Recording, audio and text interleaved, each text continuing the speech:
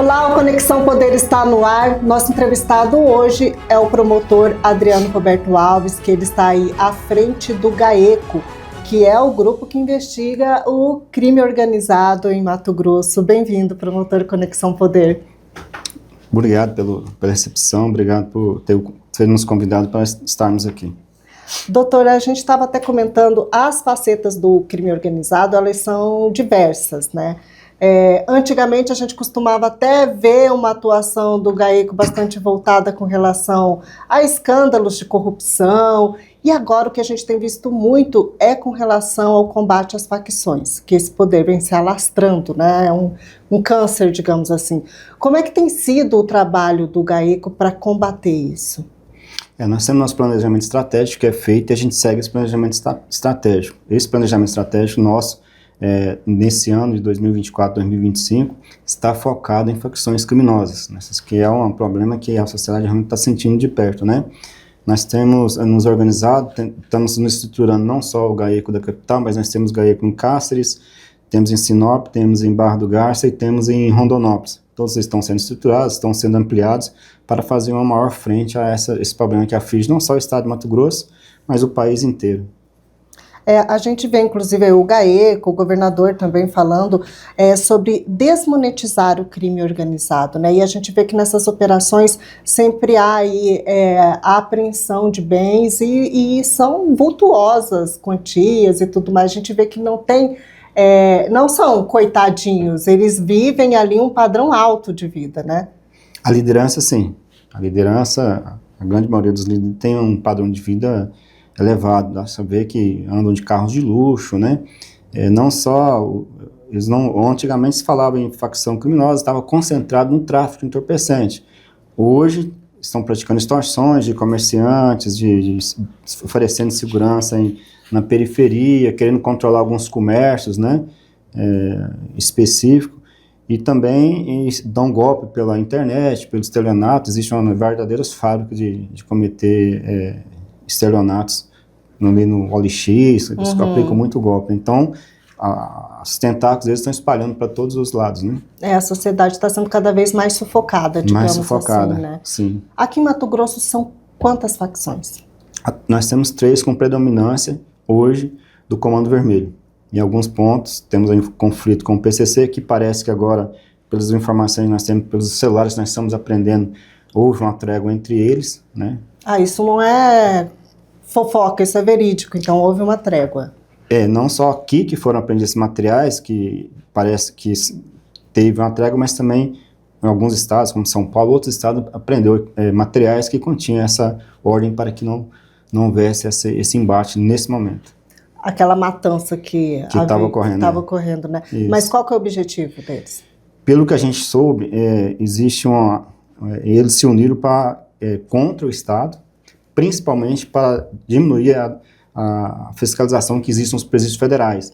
Lá não existe visita íntima, a fala com quem quer que seja é por vida, palatório, não tem contato íntimo. Esses contatos e essas falas são, muitas vezes, ou na maioria das vezes, alguns presos, são filmadas, gravadas, e as autoridades podem ter acesso em caso de cometimento de crime, podem ser usados para condenados, inclusive. Então, essa dureza do sistema federal é que fez com que eles se unissem, inclusive, para propor ações através de ONGs e organismos internacionais para que essas rigidez fosse diminuída. Então, há uma tentativa, pelo que a gente está sabendo, nesse sentido. Isso nos presídios federais. Aqui não funciona dessa forma. Nós estamos tentando fazer com que funcione aqui, mas há uma resistência muito grande por parte do Poder Judiciário e por parte de algumas autoridades. O governo executivo está tentando implementar essas medidas, tem conversado com o GAECO, com outras instituições, para que isso seja uma realidade do nosso Estado. O que a gente quer é que isso aqui endureça, como é endurecido no Presídio Federal, para que nós não precisamos, como houve semana passada, mandar um preso daqui para lá, porque ele estava mandando matar pessoas, dar salve, torturar, em Sorriso, foi preciso tirá-lo daqui e mandar para o Presídio Federal. Porque a gente acompanha direto as operações aí, com a apreensão de celular ali dentro, né? Fora esse contato que eles têm, essas lideranças continuam tendo aí com seus familiares, né? Tem liderança recebendo visita da mãe, né? Ali vai passar recado, naturalmente. A mãe tinha bens que nós aprendemos, vai ser, acho que foi denunciada por lavagem de dinheiro e vai se responder por isso, né? Ter a esposa, por exemplo, que foi presa de líder de facção. De líder de facção com Toyota Hilux no último ano, dando cesta básica na periferia da cidade, da cidade para angariar simpatizantes, né? Mas essas pessoas continuam tendo contato, assim, visita íntima, contato com os demais presos normalmente. Isso que a gente não quer que aconteça. E aí essa liderança continua tendo essa ligação, essas visitas com essas pessoas, esses familiares que também são investigadas. Aí, então, continua, né? As ordens continuam sendo dadas. Livremente. Dois exemplos claros disso. Aquelas duas jovens que foram mortas ali em Cáceres, né? Quem deu a ordem foi provado, estava dentro do presídio, né? Recebendo visita normalmente. E quem deu a ordem para queimar os comércios ali em Paranatinga, são dois exemplos bem recentes, e deu impacto. Estou citando porque são exemplos que impactaram a sociedade. Uma cidade pacata, como né? Paranatinga, a ordem realmente foi de dentro da cadeia. Então, se nós não mudarmos essa realidade, não adianta nada. A maioria das lideranças no estado de Mato Grosso estão presas, mas dentro das cadeias continuam mandando por conta dessa frouxidão que é o sistema penitenciário do estado. Faltam talvez penas mais rígidas, promotor. Qual que é a mudança para execução de pena, porque realmente assim, você tem que, não basta só a gente faz a investigação, a gente denuncia, o juiz condena e manda eles para prisão, certo? A partir desse momento, nós tínhamos que impedir que essas ordens saíssem para fora. E como não vamos fazer isso? Proibir visita íntima, proibir contato, se for receber visita, que seja no parlatório, filmado, gravado e assistido por alguém que controle aquilo ali. Se nós não fizermos isso, as ordens continuam saindo de dentro. Isso que precisa ser impedido, né? Então, não estou falando nem de agravamento da pena, que seria uma outra discussão. É a rigidez do cumprimento, né? É o cumprimento. O cumprimento que precisa, não adianta nada o cara receber 248 anos de prisão, como um que recebeu agora está cumprindo, mas lá de dentro está vivendo de boa. Tomando Coca-Cola, comendo bolacha, docinho, né? Essas coisas precisam parar. Preso é preso. Mas até aproveitando esse assunto, promotor, o senhor acha que seria o caso, o senhor é favorável, acha que seria o caso de que os estados pudessem legislar sobre a questão das penas, cada estado dá a sua lei, talvez isso mudasse um pouco a nossa realidade? Eu acho que a federação nossa poderia caminhar nesse sentido, porque em alguns estados é fácil você mudar uma legislação, como o estado de Mato Grosso, outros estados é mais complexo, são estados mais populosos, com uma complexidade diferente da nossa, né? Aqui a complexidade, o estado é um estado menor, estou falando um estado do ponto de vista populacional. Então é mais fácil você trabalhar essas leis, é mais fácil você trabalhar como vai ser um presídio, porque alguns estados talvez não conseguirão implementar a execução de pena num estado rico igual ao Mato Grosso. Outro estado mais pobre talvez não consiga. Então se faz uma legislação para o país inteiro, alguns estados têm condição de cumprir, outros não têm. E a realidade também de cada estado é muito diferente. É muito diferente, economicamente, geograficamente, de dimensão, de tudo, né? Mas tem resistência a essas mudanças por parte do judiciário e por parte do legislativo também, né? Eles fazem de conta que não veem essas situações? Não sei se não... Fazem de cego? Assim, eu já morei em Brasília, assim, a realidade lá é totalmente diferente. Quem mora lá, quem é um funcionário público de carreira, que mora 30 anos lá, 40 anos, ele não tem a noção de como funcionam as coisas aqui. Sinceramente, é difícil de ele ter. E a legislação hoje e a doutrina do ponto de vista de julgamento é feita por eles, né? Eu não estou falando que todos não saibam. Estou falando que é difícil morar num ambiente e estar ali e saber como realmente a coisa acontece num estado igual ao nosso, Mato Grosso, ou num estado igual Santa Catarina, são realidades totalmente diferentes. Então, e também tem ideologia, né? Tem várias ideologias. E quando eu falo em mudança da legislação, assim, eu não estou falando de mudar uma pena, uma execução de pena, para quem furtou uma picanha, roubou um pão, um pacote de arroz, ou cometeu um homicídio, assim, foi um fato isolado na vida dele. Eu estou falando de mudança de legislação para pessoas que arrancam cabeça, torturam, extorque o comércio, são essas pessoas que precisam de uma reprimenda da execução diferente, como aconteceu, como a Itália fez no seu código antimáfia, como alguns outros estados da Europa trataram desse assunto, né? Precisava ser tratado, então, digamos, essa questão das facções, como, por exemplo, foi tratada a questão das máfias lá na Itália, que é onde, digamos, era a situação mais problemática, mais crítica que eles tinham contra a segurança. E aí eles viram que a legislação penal e processo penal que eles tinham não davam conta de combatê-las, e eles criaram um código especificamente antimáfia para lidar com essa situação. Aqui, se nós não partimos para mudando a legislação, sinceramente, eu não acho, no meu conceito, que nós conseguimos combatê-los com eficiência. Não temos instrumento jurídico hoje para combatê-los com a eficiência que precisa. Mas aí qual que é o futuro do país? O que acontece se a gente não conseguir combater? Dominado por facções. Simples assim. Entrega para eles e vamos embora, mais ou menos nesse sentido. Essa tem sido já uma... Porque, assim... A mudança já está ocorrendo, né, na vida algumas pessoas, da sociedade. Sim, muita, né? São mudanças drásticas. Tem município aqui que a pessoa no bairro ali tem que pagar para ganhar proteção. Sim. Então, uma pessoa... Eu moro num bairro, Jardim América, um bairro nobre aqui de Cuiabá. Dificilmente isso aconteça assim. O problema nosso é que nós temos... O desnível social é muito grande, então ali embaixo, na periferia, é mais fácil de chegar. E eu senti esse problema aqui, na capital, na onde que eu moro, é difícil de acontecer. E a maioria das autoridades estão em situação igual a minha, né? São pessoas que moram em condomínios confortáveis, em condomínios fechados, com muita segurança. Então, às vezes, o problema não aflige tanto ela como aflige a maioria da população, né? Tem pessoas que andam em carro blindado, né? Então, assim... A gente precisa acordar e acudir a população. Reagindo. É o avanço de um estado paralelo, digamos assim. Sim, um avanço paralelo. Infelizmente, essa é a realidade. E tende a agravar se a gente não combater isso, não mudar as armas, não mudar a tática. Não adianta, eu vejo muitas pessoas, muitas autoridades falando assim, nós precisamos investigar, são investigados, são denunciadas, são condenadas. A maioria está aqui no estado do Mato Grosso, está presa e condenada. Não é esse o fato. O fato é impedi-las que realmente continuem dando ordem lá de dentro. A gente vê parte, só aproveitando, a gente vê parte do judiciário, colocando assim, de membros do judiciário, colocando que não adianta enrijecer mais as leis, que isso não impediria a continuidade de crimes. Qual que é a observação do senhor com relação a isso? Eu formei em 99, então vai fazer quase 30 anos. E sempre eu trabalhei sempre, de uma forma ou de outra, eu estava no crime, né? Combatendo os criminosos. Antes era na Polícia Federal, trabalhando na Diretoria de Combate ao Crime Organizado quase 4 anos.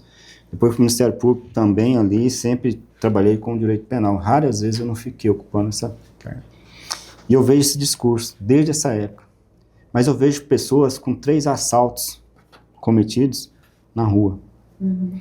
Né? Se ele tivesse cometido o primeiro assalto, tivesse pego 30 anos e tivesse cumprido 10 anos que fosse, os outros 2 assaltos não tinham acontecido. Não dava tempo de acontecer. Não dava. E vejo isso várias... Eu não estou falando punir quem comete um furto, rouba uma picanha, um pão, né, uma coisa assim, às vezes até para sua subsistência. Eu estou falando de pessoas que decapitam sem menor poder, pessoas que matam o outro, cortam o peito do cara ainda vivo, arranca o coração de dentro, filma e transmite isso. São essas pessoas que precisam de um tratamento diferenciado. Pessoas que já são de conhecimento. Sim. São crimes bárbaros, né? Realmente. Chocantes. Alguém vê essa filmagem aí e fala, esses caras não tem mais... Nada a perder. Nada a perder. É isso. Promotor, eu queria falar um pouquinho agora sobre a questão polêmica que a gente está acompanhando nos últimos dias, que é com relação ao encerramento dos mercadinhos dentro dos presídios, né? A gente acompanhou que o governador Mauro Mendes já decretou que, para ele, fica vetado a existência desses mercadinhos dentro dos presídios, mas essa relação ainda pode mudar porque a Assembleia Legislativa pode optar para que os mercados continuem existindo, já que o Tribunal de Justiça apoia e defende que é necessário ter esses estabelecimentos dentro dos presídios para a subsistência dos presos e assim por diante, mesmo que seja um conselho administrativo, né, um outro tipo de conselho ali que vá comandar esses mercadinhos. O quanto manter esses estabelecimentos pode ser prejudicial para o sistema de segurança nosso aqui de Mato Grosso, o quanto isso impacta também. Mesmo que mude o comando dos mercadinhos, o governador mesmo já falou que isso não vai tirar do crime organizado o poder que muitas vezes eles ainda têm em cima desses estabelecimentos. Quem manda lá dentro é o Comando Vermelho. Hoje, no maioria dos presídios, é o Comando Vermelho. Sim. Então, quem vai comprar e quem vai revender são eles. Mesmo que através dos outros presos. Os outros presos vão lá, vão comprar, entregar para eles e eles vão revender. Sim. Seja quem estiver administrando, eles têm esse poder lá dentro. Do jeito que nós estamos, eles têm esse poder. Por isso é que eu sou contra. E assim, cada preso tem depositado R$2.000 por mês, se não tiver mudado da última vez que eu vi. Sim. Esses presos não estão trabalhando. Eles estão ali dentro, muitos para o Comando Vermelho, porque praticaram estelionato, porque extorquiram o cidadão e conseguiram um dinheiro. Esses R$2.000 veio da onde? Tá vindo da onde? Pois é. Né? Os R$2.000 são... Né? Nós temos uma gravação aí do Sandro Louco, do final do ano passado, uma audiência em que a pergunta foi a seguinte: a promotora perguntou, veja, nós tínhamos acabado de fazer uma operação contra ele, contra familiares dele, da esposa, tinha uma Toyota Hilux da último modelo, top de linha, a mãe, nós tínhamos prendido 3 apartamentos, todos mais um veículo, eles não tinham nenhum, todos envolvidos, não trabalham, né, nenhum deles. E aí a promotora apertou, a audiência está nesse sentido, está gravado. Mas vem cá, o senhor, como é que o senhor faz, como é que sua esposa ostenta um padrão de luxo desse, da cesta básica, ela não trabalha e tal? Não, eu que pago. Isso foi no final, ele falou e foi no final do ano passado. Ele preso. Não, eu que sustento, está gravado isso. Mas como não? Só com o mercadinho eu ganho 70 mil, como? Eu obrigo os presos. Deposito, eu deposito porque eles não têm dinheiro. Se eu deposito é dinheiro do crime organizado, né? Porque ele está lá dentro, não trabalha também, ele vive do crime organizado e eu revendo isso e com isso eu ganho R$70.000. Se ele falou isso na audiência, isso foi em setembro, agosto, por aí, ora, quem manda no mercadinho? Basta 1 mais 1, 2. Independente da administração, essa realidade não vai mudar, sempre vai ter como coagir. Sim. Né? E ele falando isso, essa fala dele, coloca ali a certeza dele de impunidade, né? Exato. Ele não está preocupado. É que a situação dele, sim, ele tem dezenas, centenas de anos de condenação, mas está mandando lá dentro e está dando uma vida de luxo para os seus familiares. O que quer dizer, ele sabe que dificilmente essas regras vão ser mais rígidas. Sim. Aí que fica esse sentimento de impunidade. Sim. Então não adianta colocar, que nem o senhor disse, 200 anos de condenação para uma pessoa. Se não, realmente ele não está ali, tinha que estar tratado como preso, como acontece em vários países. Tá? Sua celinha individual, sem contato com o mundo exterior, toma o seu banhozinho de sol ali 1 ou 2 horas. Se vai receber algum tipo de visita, é no parlatório, sentado, de frente para o outro, está sentado, com um vidro e gravando e alguém escutando o que ele está falando. Esse é o tipo de tratamento que eu defendo, se nós quisermos combater as facções. O isolamento deles, né? Sim. A gente viu agora recentemente que nós tivemos aí juízes de Sorriso e de Sinop, né, com decisões aí favoráveis para liberar o funcionamento dos mercadinhos nesses municípios, nos presídios desses municípios. Essas decisões, de alguma forma, elas acabam favorecendo o crime, doutor? Eu não gosto de comentar a decisão do juiz, assim, porque primeiro eu não tive acesso aos atos, não sei, aos autos que lhe garantiu dar essa decisão. Então é difícil, é aquela máxima, né? Decisão você não discute, você recorre. Como eu sou da área judiciária, que eu não concordo, eu recorro, né? Mas a gente tem colocado, a gente pode falar, a gente pode falar, a gente acabou de comentar aqui que independente de quem seja o gestor, de qual será a gestão, acaba de alguma forma chegando esse benefício financeiro até lá. Sim. Né?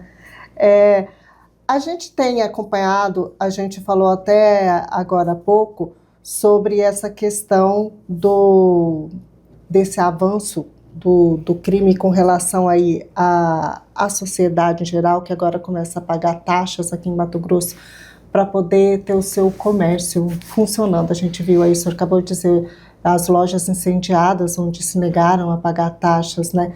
Como é que, na avaliação do GAECO, como é que vocês têm mapeado esse avanço aqui? O que tem sido feito para conseguir impedir isso?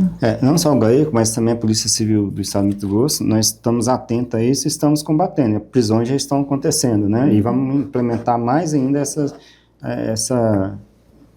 esse combate a esse tipo de extorsão. Inclusive, o Procurador-Geral, na sua posse, deu uma entrevista e uma das preocupações dele é essa, nossa também.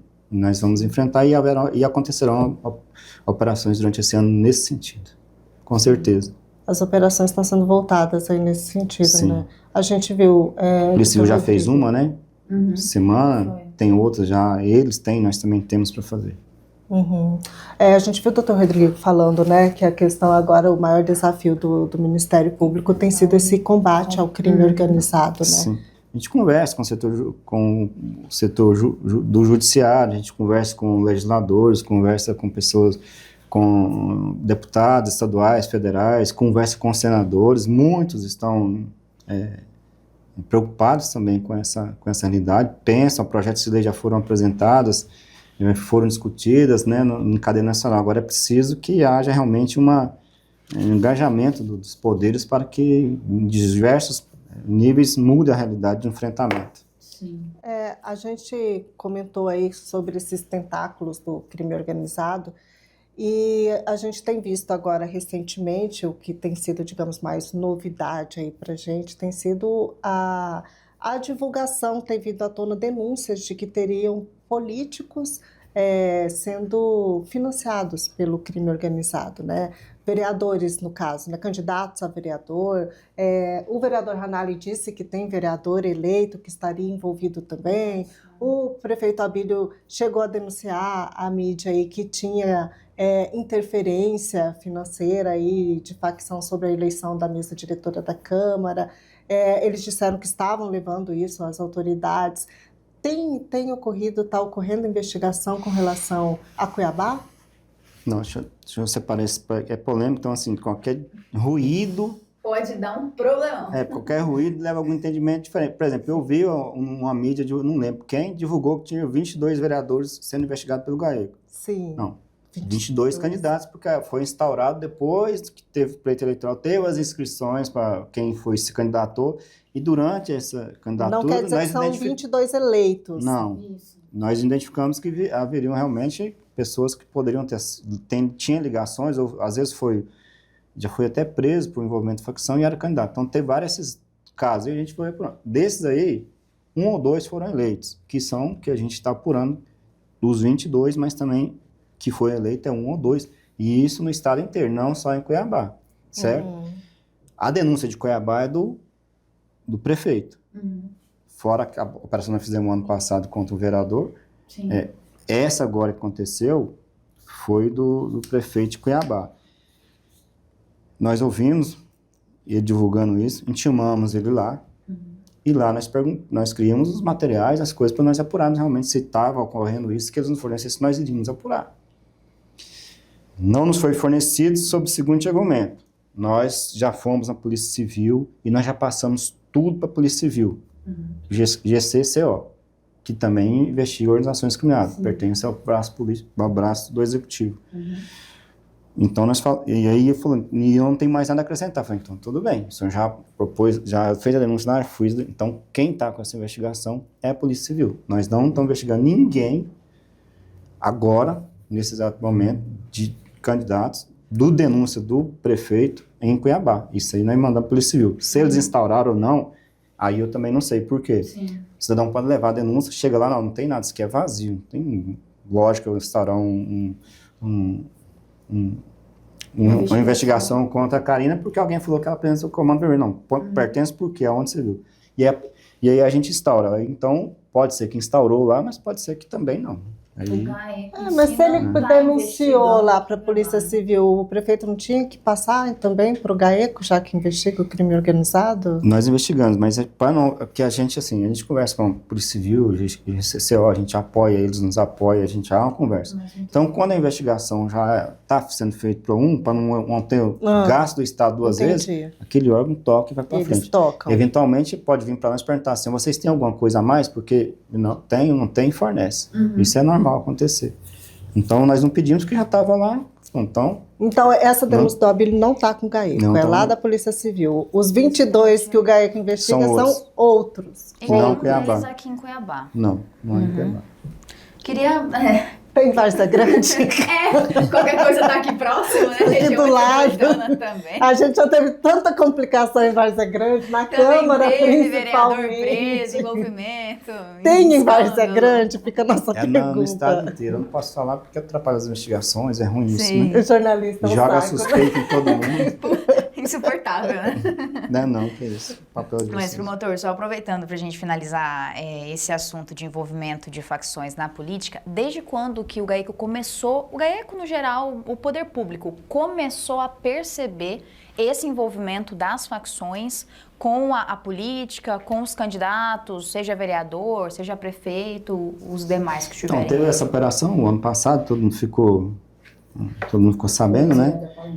Teve alguns fatos relacionados na outra eleição, mas eram superficiais. O que intensificou mesmo foi nessa última eleição, que realmente a gente, quando fizeram as inscrições, a gente percebeu que alguns ali tinham um certo envolvimento, algumas outras informações foram nos fornecidas pelo TRE, então foram chegando informações de vários lados, que não aconteceu com essa intensidade em outras eleições. Ficou mais escancarado, digamos assim, nessa eleição. Porque eles cresceram muito, né? Extraordinariamente, assim, essas facções. Então, se alastrando ainda mais. Então, isso é normal que no momento que eles vão crescendo, eles vão querendo ter influência. Como eles querem ter influência para mudar o sistema federal, né? É justamente essa pergunta. Por que o crime organizado entra na política? A intenção deles? Influenciar as decisões, né? As políticas públicas, influenciar as legislações, né? Nos estados que eles tentaram tomar conta, não falo dos outros estados, que eu falo países, né? E foram por aí, né? Porque uma maneira melhor que você tem é direcionar políticas públicas, legislação, se você faz legislação de execução mais forte ou menos forte, né? Isso tudo afeta eles, né? O senhor chegou a colocar que ONGs internacionais têm sido usadas. Então, e aí, aqui nacionais também vocês têm conhecimento? Não, foi a ONG aqui, constituída aqui no país que entrou com essa ação. Essa é a informação que eu tive. Eu não peguei qual ONG, mas as informações que eu recebi foi que utilizaram uma ONG para entrar com a ação contra o Estado brasileiro para diminuir a rigidez do sistema federal. Que rigidez? Visita íntima, fala por parlatório, um banho de sol, esse isolamento que realmente acontece com muita intensidade no sistema federal, com muita eficiência de ir a isso. Por que com muita diferença? Que várias operações que a Polícia Federal fez, vários estados fizeram, foi com base nas informações que eles conseguiram com essas medidas adotadas, e que nós fizemos aqui também, e vamos fazer, com base em dados que obtivemos, que nos foram repassados do sistema federal. Promotor, só aproveitando um pouquinho ainda a questão dos vereadores, dessas investigações, como é que as facções fazem para entrar na política no sentido de que elas financiam a campanha, elas entram nos bairros e obrigam a população a votar naquele candidato? Vocês têm investigações que apontam como é que isso funciona no período político de eleições? Então, aqui teve candidato a deputado estadual falou que alguns bairros não podiam entrar porque já estava comprometido com... Né? Formado com grupo. Formado com grupo, né? E também a gente...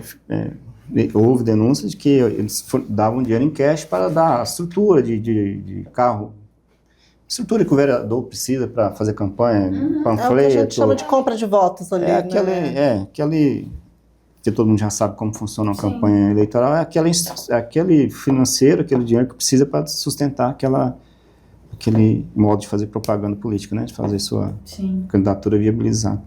Entendi. Aqui em Cuiabá mesmo, aproveitando o caso do ex-vereador Paulo Henrique, ele terminou o mandato ali e não foi cassado. E os vereadores, dava para ter cassado, né? Dava tempo de ter apertado, né? Deixa eu rodar. O que acontece? É medo dos outros políticos de enfrentar esse poder paralelo ou eles realmente não se importam? Eu não sei no que aconteceu nesse caso específico, né? Mas às vezes há alguns casos que a gente viu é mesmo de corporativismo, não sei, não estou falando que foi esse caso, estou falando como às vezes a gente vê acontecer, né? Tem uma denúncia contra o tal vereador, vai ali, vão enrolando e não Deixa julga. passar, né? E vence, né? Porque assim, o questionamento é que nesse caso era um caso de crime organizado, né? Não era uma questão...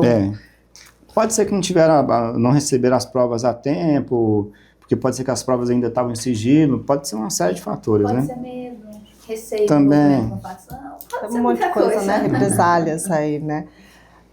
Para a gente concluir, promotor, passa para a gente, para quem está nos assistindo, como denunciar ao GAECO sem ser identificado, né? De preferência. De preferência. Como denunciar e o que pode ser denunciado pelo cidadão ao GAECO? Qualquer crime que estiver sendo praticado por organizações criminosas, como, por exemplo, cobrando por segurança, né? Cobrando por distribuição de algum item, algum tipo de extorsão que ele está sendo sofrido, é só chegar no GAECO e a gente pode ir pessoalmente, a gente ouve, não identifica a pessoa, pega os dados que realmente a gente precisa para fazer a investigação. Uma investigação nossa começou daí, o cidadão chegou lá, falou, acontecendo isso, mandou as informações que tinha, inclusive com contas que estavam sendo depositados dinheiro da extorsão, por exemplo, e a gente começou a investigação e acabou prendendo quem a gente conseguiu identificar.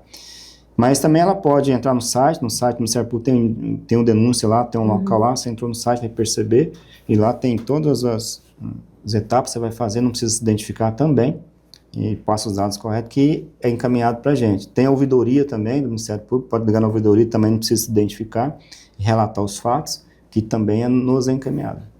Então são diversos. Faz. Satisfeita, Karine? Satisfeitíssima, Márcia. Promotor, obrigada. Viu? Nada, obrigada pela entrevista. Fica o presente do Conexão obrigado. Poder. Eu adoro ganhar. Se for caneca, eu adoro ganhar. É caneca. Quando eu a gente adoro for ganhar. lá, a gente vai conferir a caneca do Conexão Poder. Obrigado. Volte vou colocar mais na minha vezes. mesa, tá?